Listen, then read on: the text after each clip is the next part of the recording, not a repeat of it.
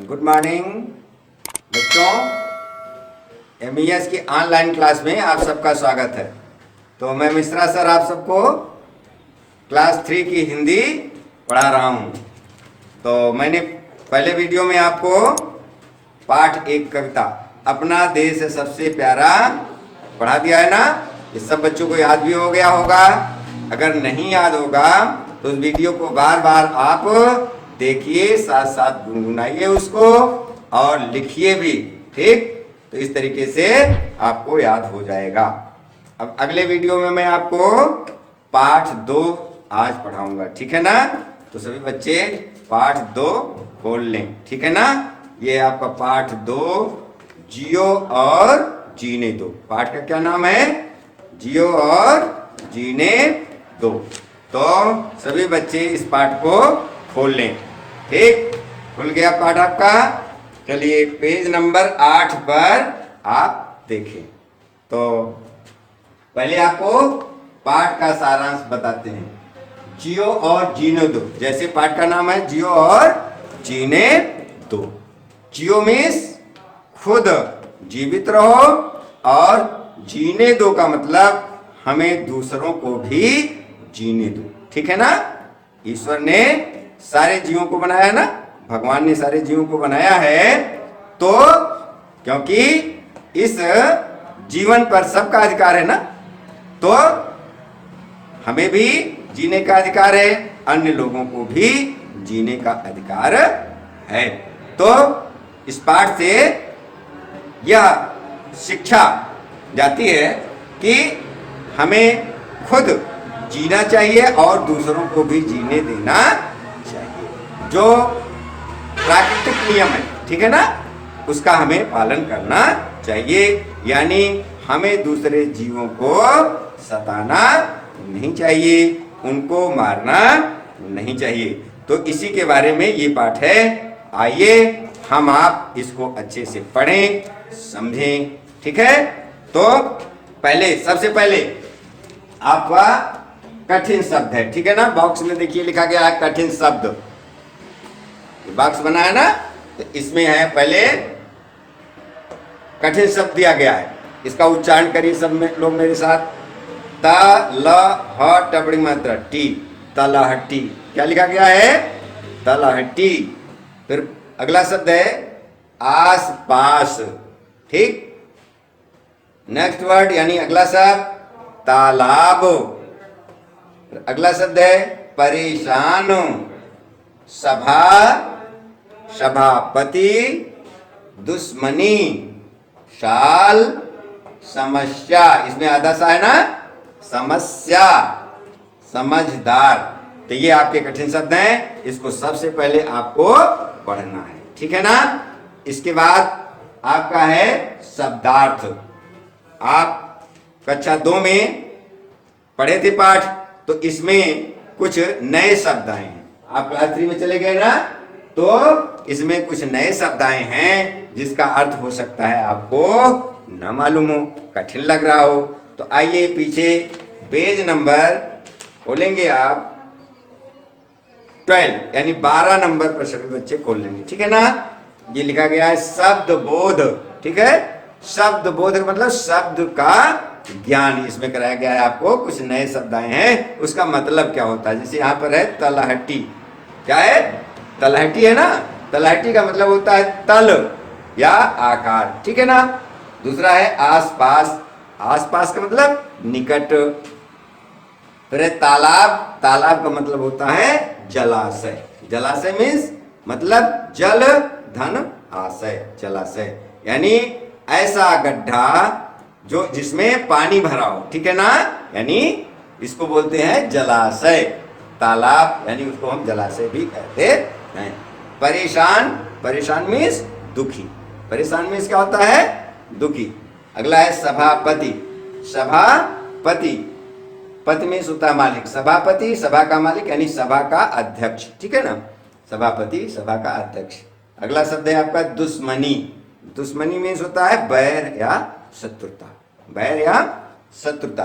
बिगाड़ा, बिगाड़ा मीन्स बुरा किया। अगला है खाल। खाल मीन्स होता है चमड़ी या त्वचा, ठीक है।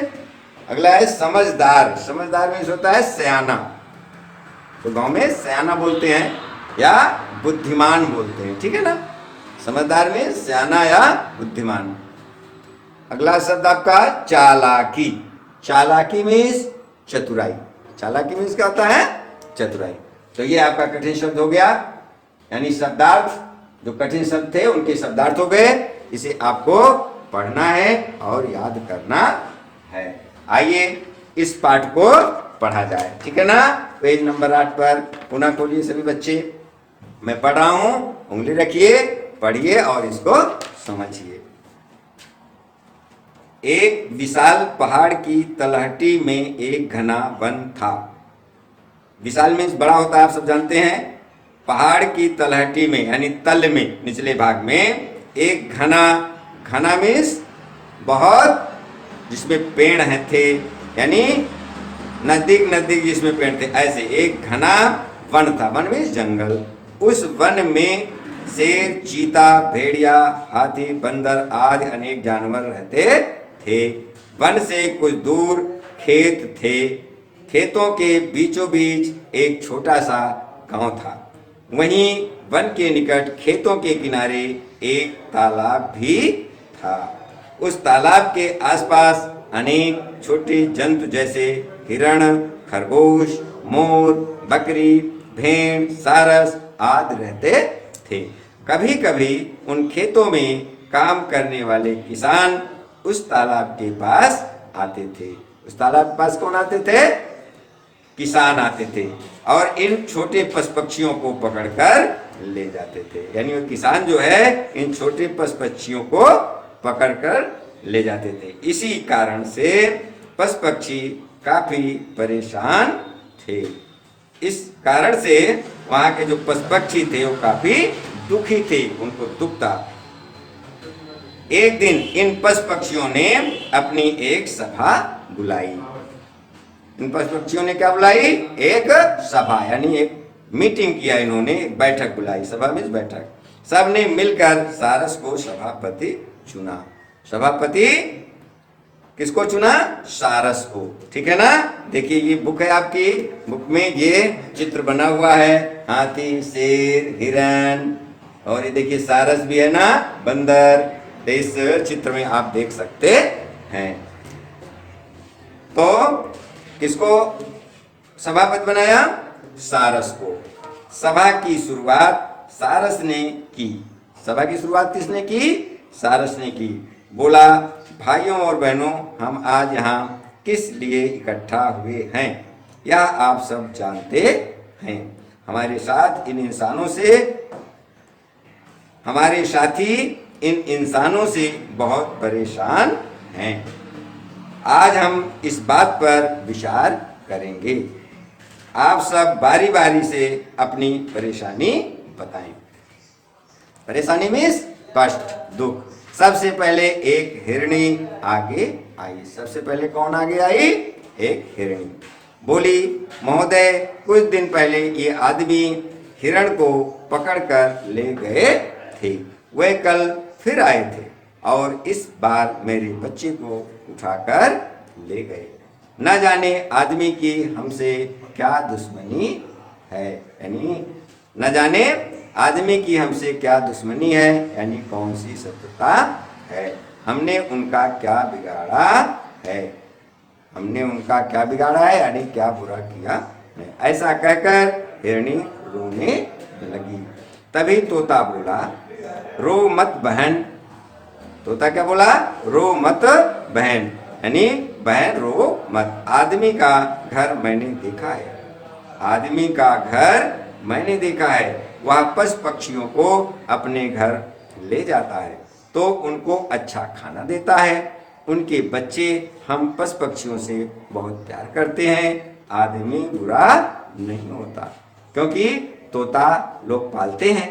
तो उसकी सोच क्या है कि यहाँ से जब पशु पक्षियों को ले जाते हैं तो पालते हैं और उनको खाना भी देते हैं। यह तोते की सोच है।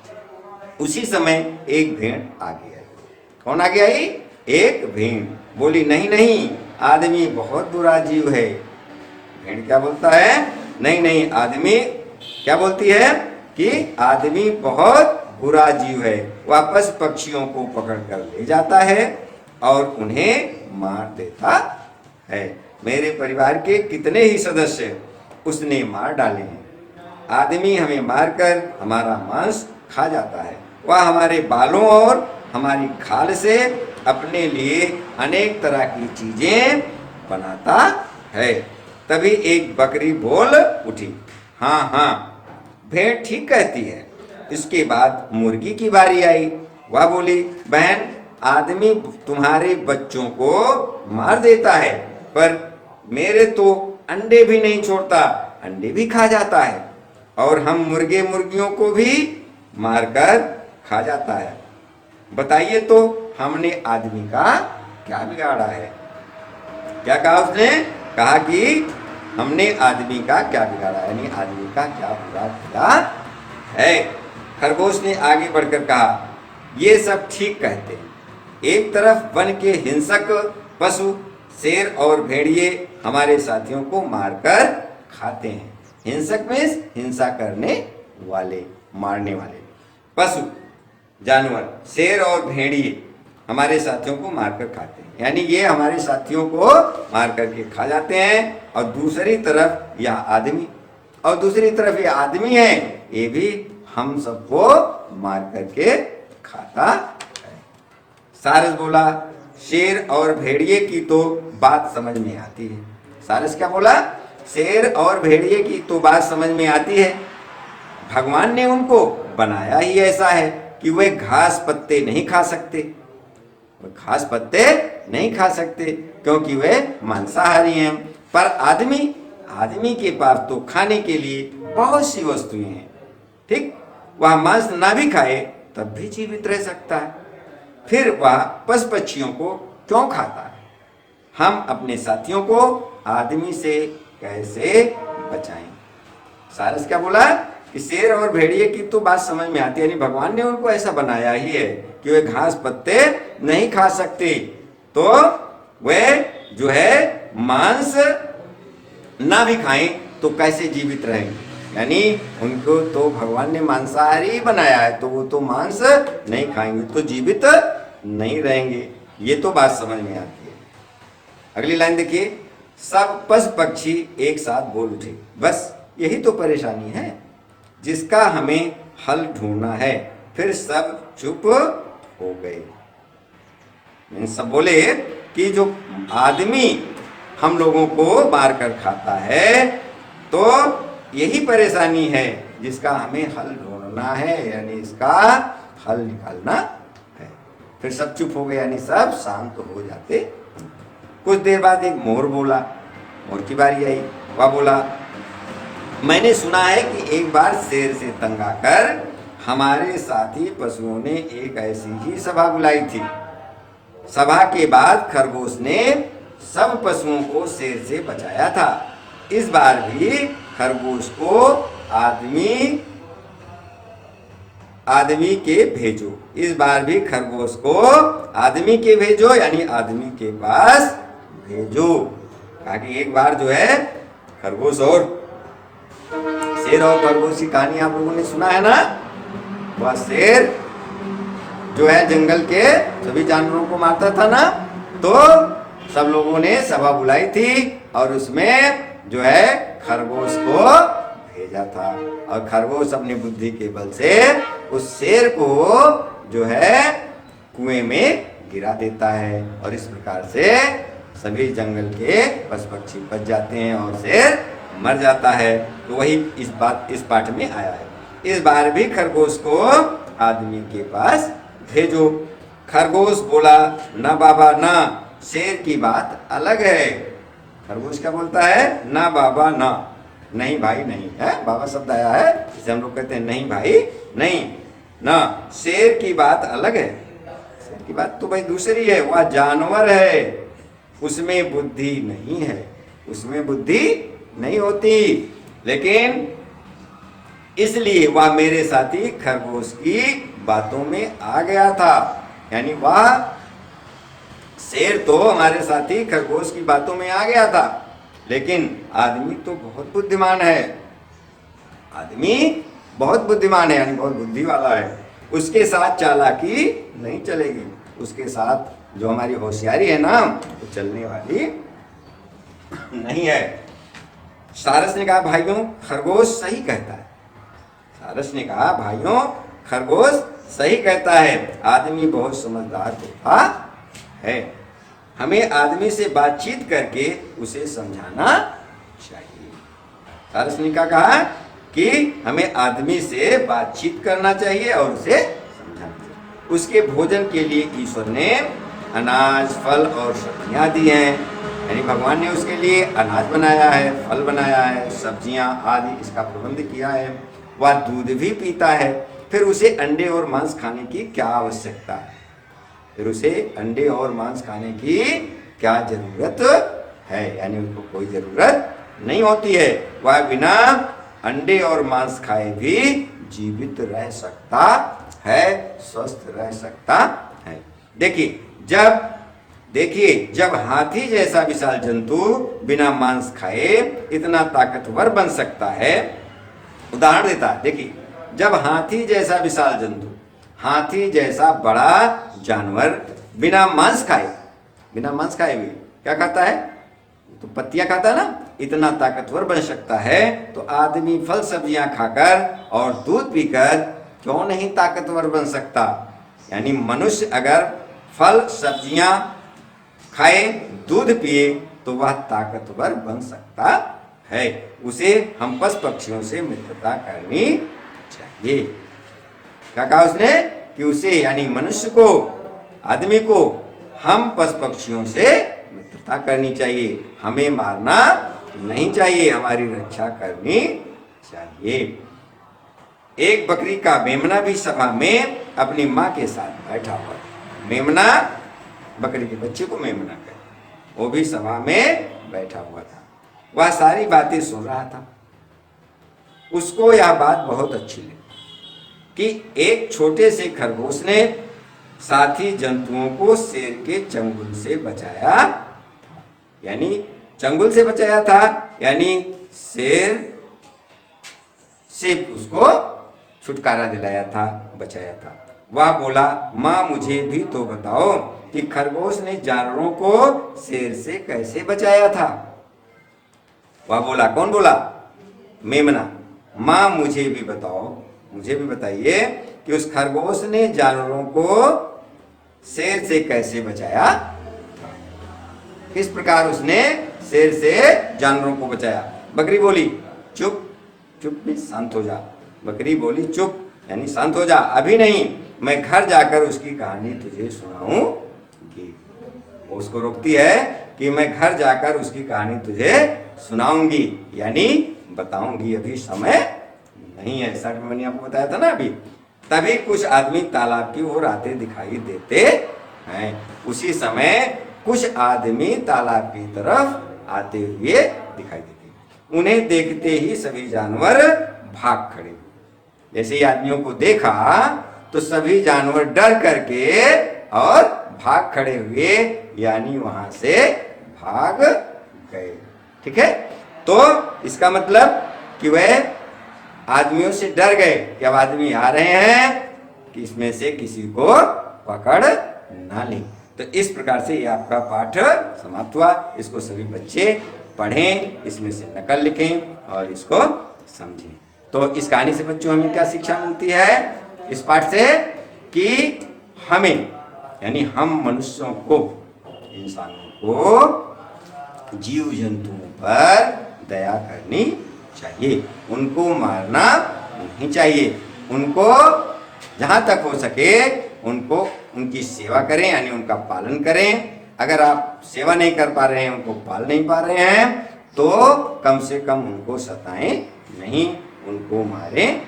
तो इस पाठ में हमें ये बताया गया है कि हम मनुष्यों को जो है शाकाहारी होना चाहिए। भगवान ने हम लोगों को जो है शाकाहार के लिए जो है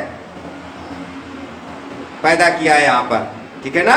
और वैसे ही भोजन करने के लिए दांत दिए हैं और सारी चीजें दी हैं। देखिए हम मनुष्यों का जो दांत होता है वह मांसाहारी जानवरों के तरीके से नहीं होता, जैसे शेर का होता है, चीते का होता है, ठीक है ना।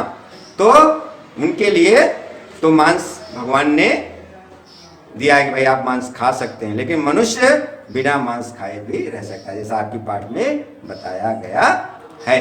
तो मनुष्यों को जहां तक हो सके शाकाहारी होना चाहिए, और शाकाहार से हम स्वस्थ रह सकते हैं और ताकतवर भी बन सकते हैं, जैसे इसमें हाथी का उदाहरण दिया गया है। तो हम चाहेंगे कि सभी बच्चे शाकाहारी बनेंगे, मांस का सेवन जीवन में नहीं करेंगे और जीव जंतुओं की रक्षा करेंगे, जीवों पर दया करेंगे, स्वयं जिएंगे और दूसरों को भी जीने का अवसर देंगे, यानी जीने देंगे। आइए अब आपका है मौखिक प्रश्न, ठीक है ना। मौखिक प्रश्न में आप पाठ को पढ़ेंगे और अच्छे से इसको, पीछे आपकी बुक में सबका आंसर लिखा हुआ है, ठीक है ना, लेकिन मैं आपको समझा दे रहा हूँ।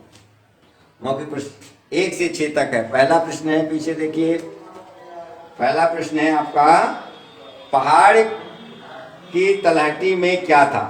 पहाड़ की तलहटी में क्या था, इसमें ही लिखा गया है, क्यों है, इसमें मिसप्रिंट हो गया, ठीक है। पहाड़ की तलहटी में क्या था, ठीक, ये पहले ही वाक्य में इसका आंसर है। पहाड़ की तलहटी में एक घना वन था, ठीक, आप इसको लिख लेंगे और याद कर लेंगे, ठीक है ना। दूसरा प्रश्न आपका, तालाब के पास कौन कौन से जानवर रहते थे, ठीक है ना। तो तालाब के पास कौन कौन से जानवर रहते थे भाई, आप बुक से ढूंढेंगे, पहले ही पैराग्राफ में लिखा हुआ है। तालाब के पास अनेक छोटे जंतु जैसे हिरण, खरगोश, मोर, बकरी, भेड़, सारस आदि रहते थे, ठीक है ना। इसका आंसर आपको यहीं से मिल जाएगा। देखिए यहाँ पर है, ये पहले ही पैराग्राफ में आपके है, ठीक है ना। यहाँ पर ये अनेक छोटे जन जैसे हिरण, खरगोश, मोर, बकरी, भेड़, सारस आदि रहते, समझ आया। तीसरा प्रश्न है, जानवरों ने अपना सभापति किसे बनाया। जानवरों ने अपना सभापति किसे बनाया, अभी बताया था मैंने, सारस को ना। किसने बनाया था, सारस को। देखिए ये बुक में आपके ये सारस देखो, ये खड़ा है, ठीक है ना, ये सारस यहाँ पर दिया गया है आपको, ये इसको बनाया था, ये, हाँ ये सभा की शुरुआत सारस ने की थी ना, सारसी, ठीक। चलिए अगला क्वेश्चन, मानिए इसका आंसर आप लिखेंगे, जानवरों ने अपना सभापति सारस को बनाया था। अगला है, हिरणी को क्या दुख था। हिरणी का आया ना इसमें, हिरणी को क्या दुख था। हिरणी के हिरण को आदमियों ने मार दिया था ना, और क्या किया था, उसके बच्चे को भी मार दिया था। तो आंसर कैसे लिखेंगे आप, हिरणी को इंसानों द्वारा उसके हिरण और बच्चे को उठाकर ले जाने का दुख था। उसके बच्चे को उठा ले गया था और उसके हिरण को। तो आप इसका आंसर क्या दे सकते हैं, हिरणी को इंसानों द्वारा उसके हिरण और बच्चे को उठाकर ले जाने का दुख था। हिरण और उसके बच्चे को, दोनों को इंसान उठा ले गए थे ना। चलिए अगला प्रश्न है आपका, आदमी को बुरा जीव किसने बताया। इस कहानी में आदमी को बुरा जीव किसने बताया। चलिए आपको बुक में मिलेगा, ठीक है ना। किसने जो है बताया था, भेड़ ने।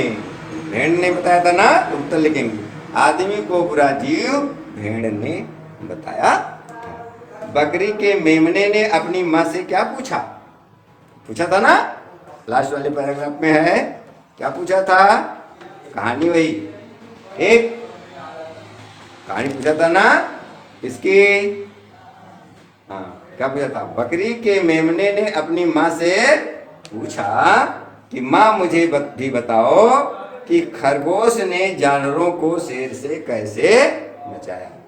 खरगोश ने जानवरों को क्या बताया उसने, बकरी के मेमने ने अपनी माँ से क्या पूछा, बकरी के मेमने ने अपनी माँ से पूछा कि माँ मुझे भी तो बताओ कि खरगोश ने जानवरों को शेर से कैसे बचाया था। ठीक है ना, कैसे बचाया था, यही प्रश्न पूछा था ना। तो ये आपका पाठ समाप्त हुआ। ये मौखिक प्रश्न आप लिख लेंगे और इसे समझेंगे, याद करेंगे।